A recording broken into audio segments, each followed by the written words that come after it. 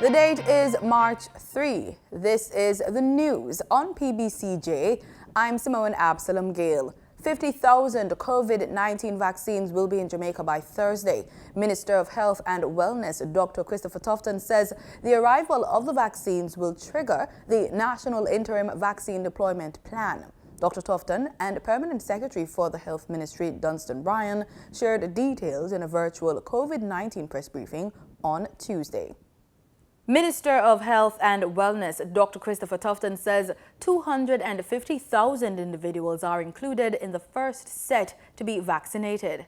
Priority categories are healthcare workers, government officials, the elderly, 60 years and over, the Jamaica Defense Force, the Jamaica Constabulary Force, the Jamaica Customs Agency, the Jamaica Fire Brigade, Passport and Immigration Citizenship Agency, persons who work in elderly childhood, primary and secondary education institutions, and there is a select group of government workers that are essential to the functioning of the economy that will also be a part of that initial group based on the role they play in interacting with the public and providing critical services.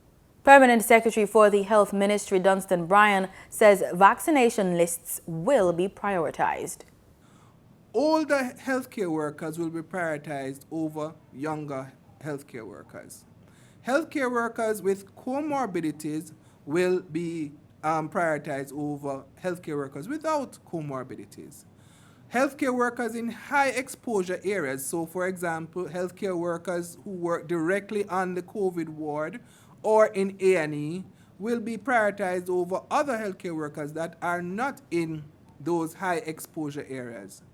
He says several types of vaccines are being procured, including Moderna, AstraZeneca, and Johnson & Johnson. Viewers were informed that the vaccines will be distributed at fixed and mobile sites. Mr. Bryan says Phase 2 will include public sector workers. Hotel workers, transportation sector, manufacturing sector, banking sector, the agricultural sector. The principle behind Phase 1 is that we are looking at the vulnerable groups, the persons who are in high contact areas or are coming into high risk for contamination. We're looking at the persons who are highly vulnerable for negative outcome from infection.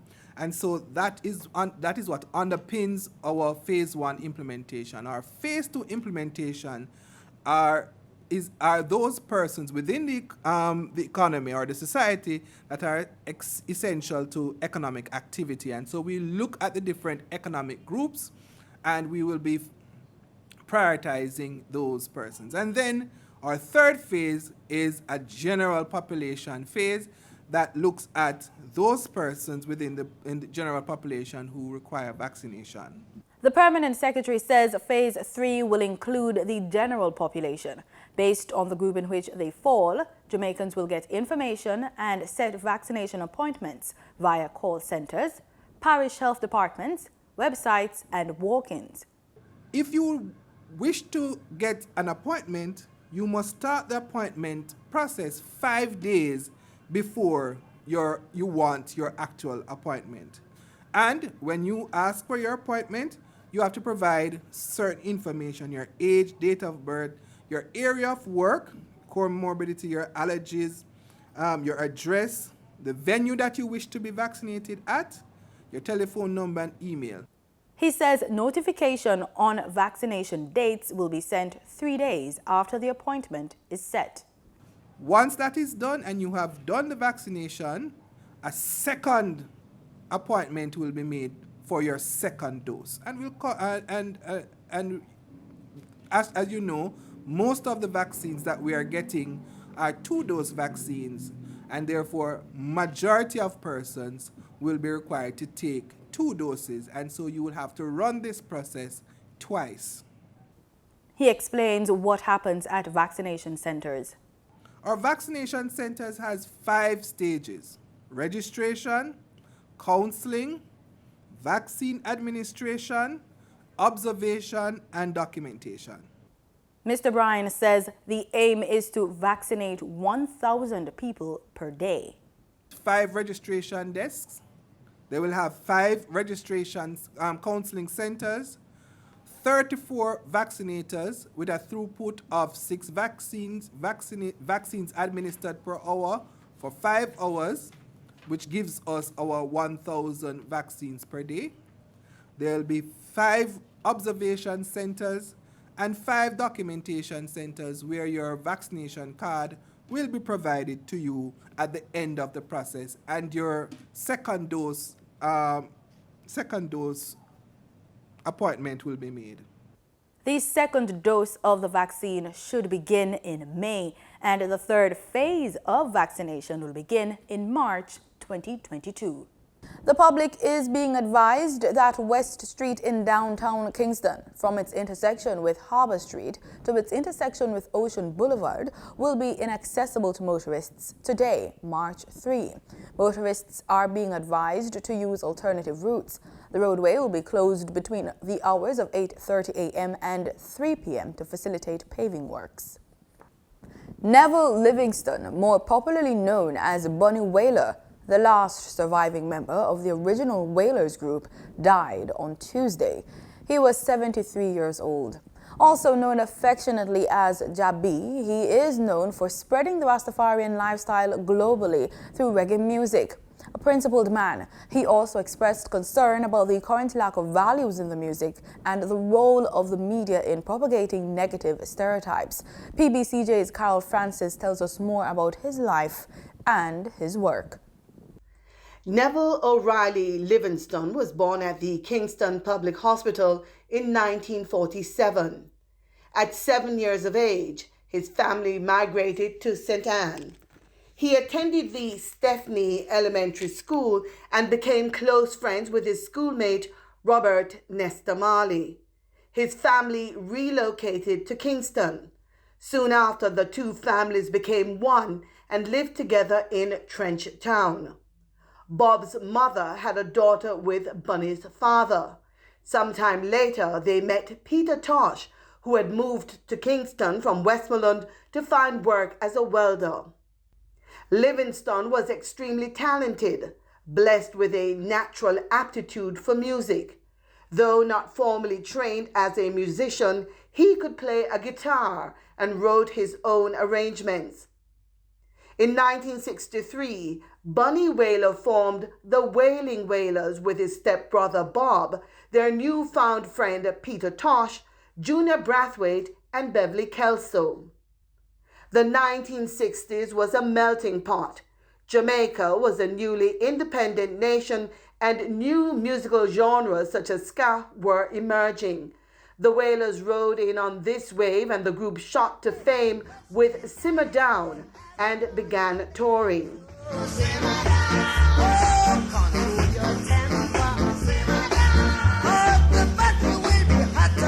The Wailers were a representation of the changing times.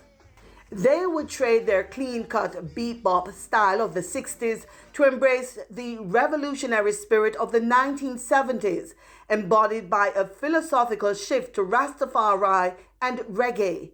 Their success would blossom. They gained global recognition, and then the original Wailers would part ways, with the singers each pursuing individual careers. An energetic performer, Bunny Wailer experimented with various genres after leaving the Wailers, including dancehall and disco. You got to know it, that you can't hold it, but you know it's there. He became focused on his spiritual faith and built on the Rastafari movement, which has had a significant impact on Jamaican culture and the world.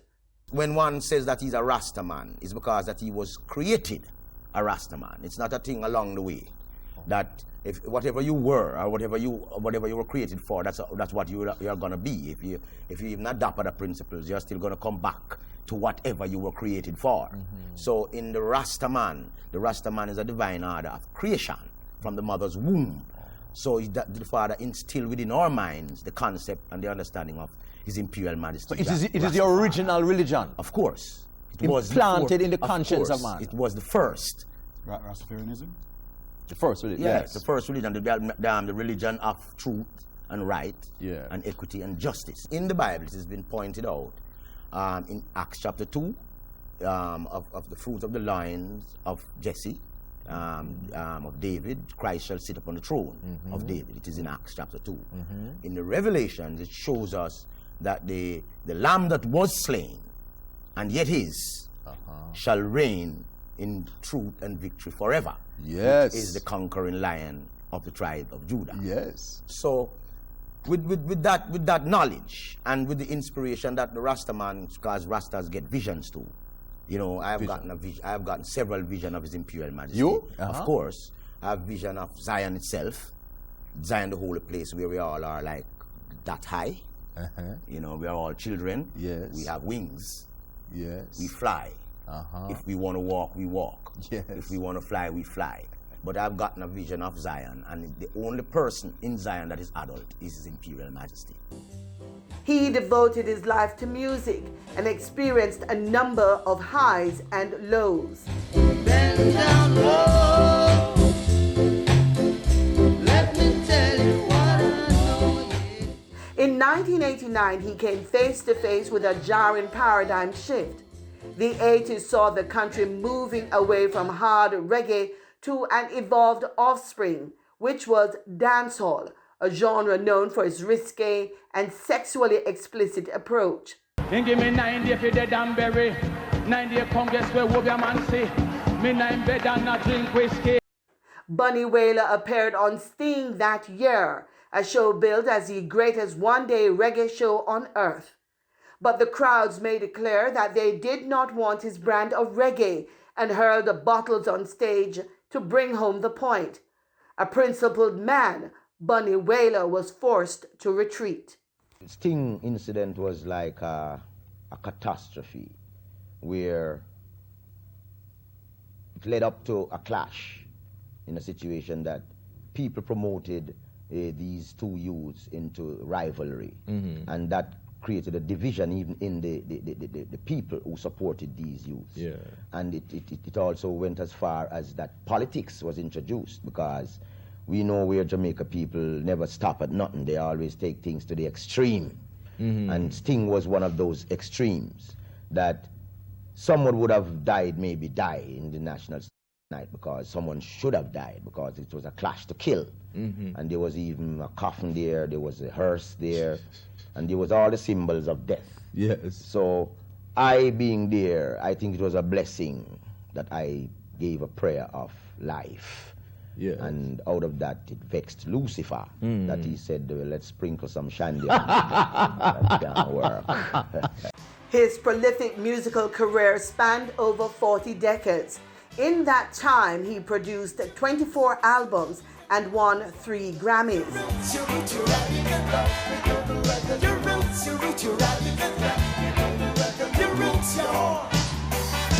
He was a lover of music, a principled man, not only in music, but also in life.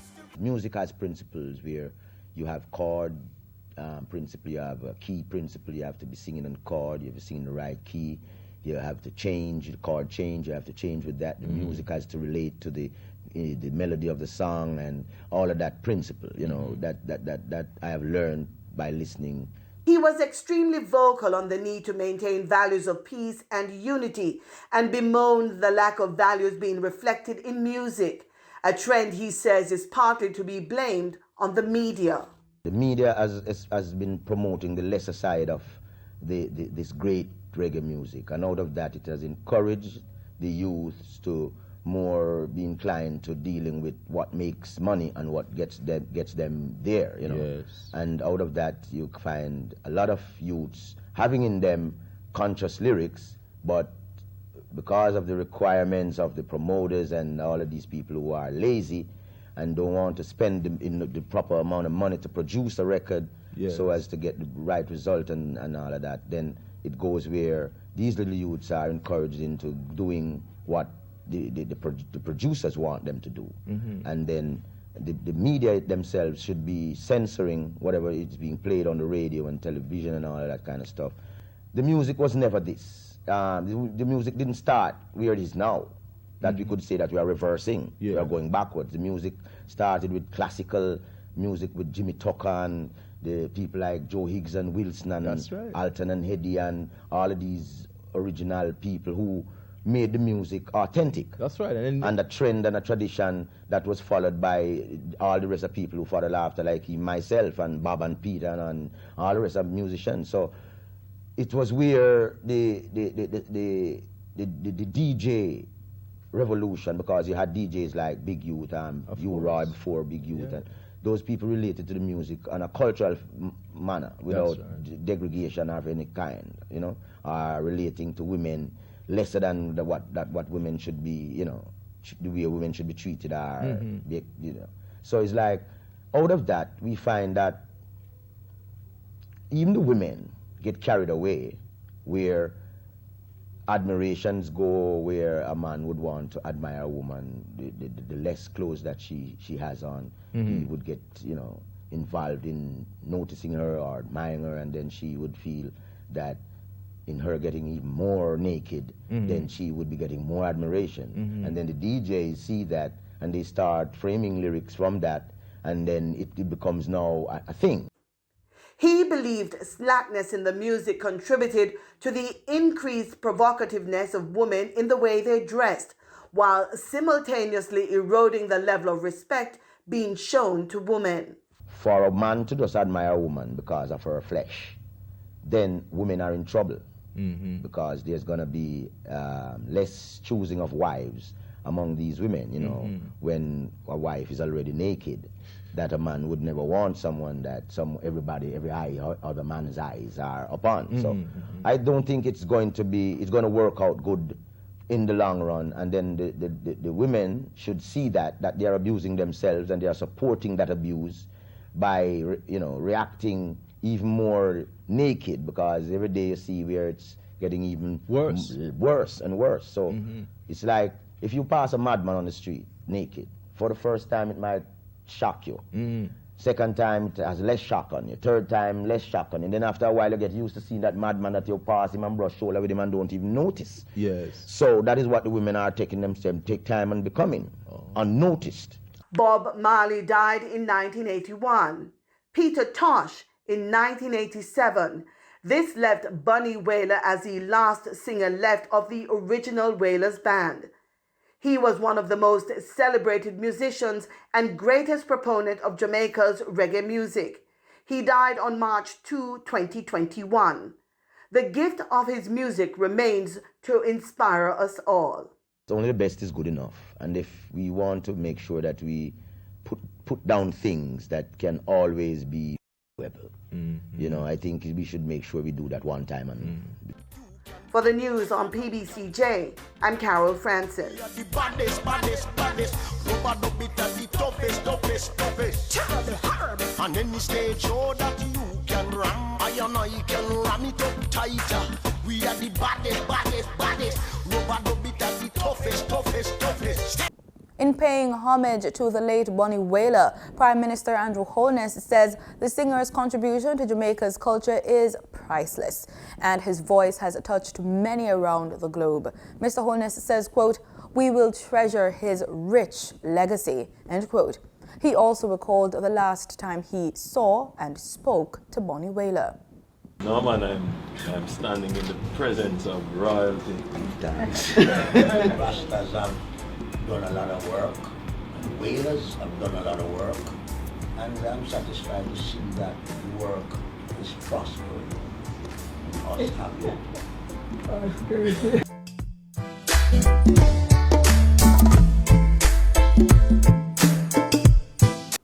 Minister of Culture, Gender, Entertainment and Sport Olivia Grange has paid tribute to Bonnie Wailer. In a tribute released on Wednesday, Minister Grange said the singer's passing has, quote, left a void in the culture and entertainment sector that may never be filled. Bonnie Wailer has distinguished himself among the pioneers of reggae music and as one whose works have spanned the decades while remaining relevant, end quote. At the start of the new year, gyms across the island were typically full. That's based on one of the most common New Year resolutions, which is to get in shape, and persons will either renew or sign up for a gym membership. However, by February and March, gym attendance begins to fall off. The raging fires of resolutions have been reduced to embers of excuses. Whether you go to a gym or you work out at home, physical exercise is a panacea for good health. In today's Living Healthy, HD's Jazz speaks to certified master trainer Omar West. He will share tips of how to help you achieve your personal fitness goals.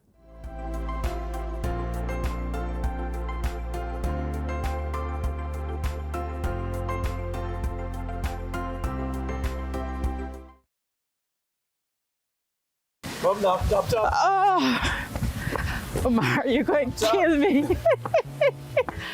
Hi, everybody. Welcome to another episode of HD's Jazz Journey.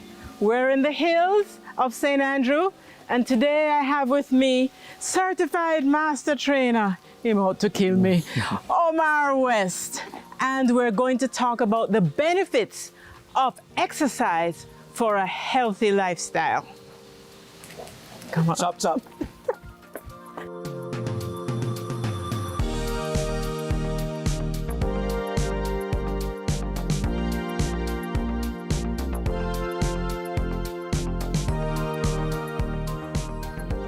Hi, I have with me today certified master trainer, Courtney Omar West. Welcome, Courtney. Thank you. Nice being here. You know, we are very close to the National Stadium, home or the beginning place for world-renowned Usain Bolt and Shelley-Ann Fraser. Well, we're not all as fit as they are, but I've invited Omar to share with us a little bit today as to what are the standards, what should we be doing regularly to keep healthy. To be in good health, we need just regular physical activity. It's not necessary to be in a gym. A lot of people think that to attain good health, you need to be in an expensive gym, when it's really not.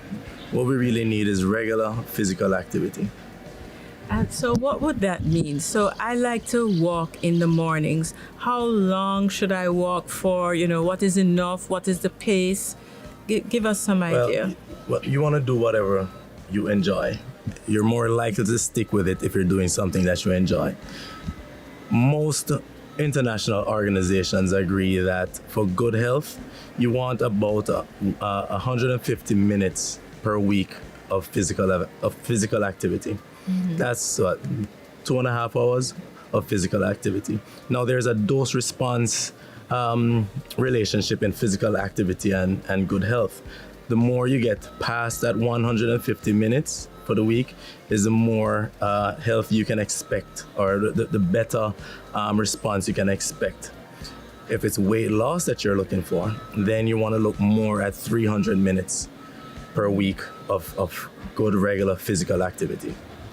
So Omar, I was walking up the hill one day and my friend passed me and she says, picking daisies? She was implying that my pace was not fast enough. Right. How fast should we be going? Well, I mentioned the 150 and the 300 minutes. At 150, we're talking about moderate activity. If you're going to do higher intensity activity, then we're looking more at 75 minutes per week, and that would be more like an interval training, or 150 minutes per minute of interval training or high intensity for weight loss. Now, as far as what's considered moderate or low or high, if you can sing while you're doing it, it's considered low. Okay. If you can talk while you're doing it, and this is just a rough little estimate, if you can talk while you're doing it, but you can't sing, that's moderate. If you're doing it and you can't really talk, then that's high intensity.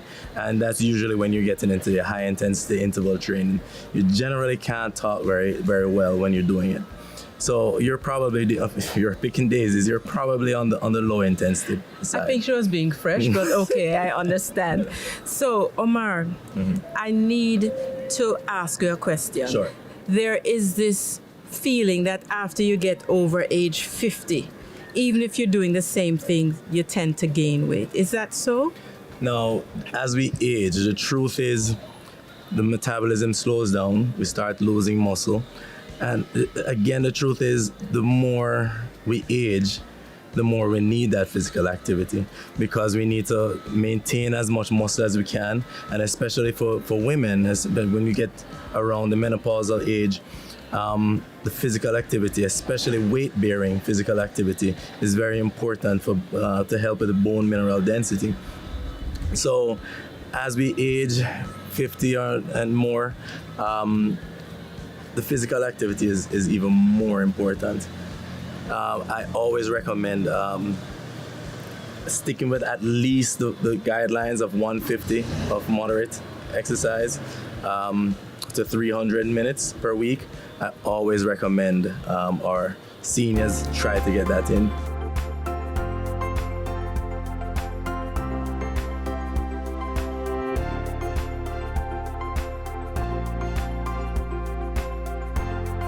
We now go to the business desk for the latest report from host Gabriel Thompson.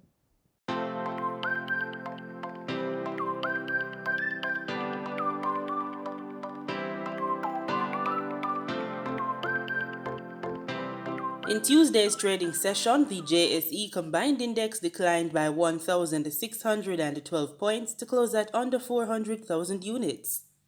Overall market activity resulted from trading in 94 stocks, of which 32 advanced, 50 declined, and 12 traded firm. The junior market index declined by 47 points to close at under 3,000 units. Stocks advanced for 138 Student Living Jamaica, Blue Power Group Limited, and Caribbean Assurance Brokers Limited. Stocks declined for 1834 Investments Limited, Access Financial Services Limited, and AMG Packaging and Paper Company. Trading firm were CAC 2009.5% preference shares, Caribbean Cream Limited and Derrimon Trading Company Limited preference shares. Wigton Wind Farm Limited ordinary shares was the volume leader with 7.4 million units, followed by Fosrich Company Limited with 3.1 million units and Pulse Investments Limited with 1.7 million units. Now for the foreign exchange. The US dollar on Tuesday, March 2, ended trading at $151.28. The Canadian dollar sold for an average $119.51. The pound sterling traded for $209.38, and the euro ended trading at $188.38.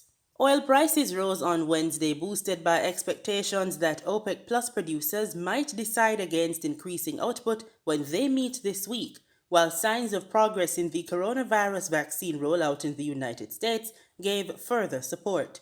Brent crude futures gained 66 cents to $63.36 a barrel. West Texas Intermediate crude futures rose 65 cents to $60.40 a barrel. And that's it for the Wednesday edition of the Business Report on PBCJ. I'm Gabrielle Thompson. In sports, we're in the creases with cricket. On Monday, Director of Cricket West Indies, Sanasie, said he has received nominations from the Guyana Cricket Board and the Barbados Cricket Association in his bid to become the first Guyanese president of Cricket West Indies. He's challenging incumbent President Ricky Skerritt. Elections are set for March 21. We get more in this report from Newsroom Guyana's Akeem Green. On February 17, Sanasie confirmed his nomination as challenger to the incumbent Cricket West Indies president, Ricky Skerritt, at next month's elections. However, he did not disclose which territorial boards offered support. Barbados and Guyana. You talk about the nomination. Right, the nominations were done by Barbados and Guyana. And I noticed people would say seconder, but 2 nominations are required. The TNT Cricket Board will once again be supporting the incumbent when the annual general meeting and elections of office bearers take place on March 28. Skerritt and Dr. Shallow, the current president of the St. Vincent and Grenadines Cricket Association, are being nominated by the Leeward Islands Cricket Board and second by the TTCB. Dr. Shallow is also the president of the Windward Islands Cricket Board. It is understood that if the 12 votes are tied, the incumbent will remain. The inference, as it stands, would suggest Sanasie and the BCA's current vice president, Calvin Hope, would need to secure a minimum of 3 more votes. The team of Skerritt and Dr. Shallow won the last elections in 2019, unseating Wycliffe Dave Cameron and Emmanuel Nanton by an 8-4 vote. Well, I'm not sure who's supporting who. Going into the race, I would have looked at my numbers, and these numbers tend to change. We would have experienced Dave Cameron thought he had the numbers as the incumbent. He obviously didn't. And these things have a way of being very much unpredictable since certain changes was made to the Articles of Association of CWI. According to Sanasie, who served under 3 CWI presidents, he felt the time is now to challenge the incumbent and bring a change. After 10 years sitting on the board, I think I've had enough experience, right? I did it this time around because quite a few of my colleagues have been approaching me to say that, you know, you can do this for us and so on. There's quite a few things. I considered this a few years back.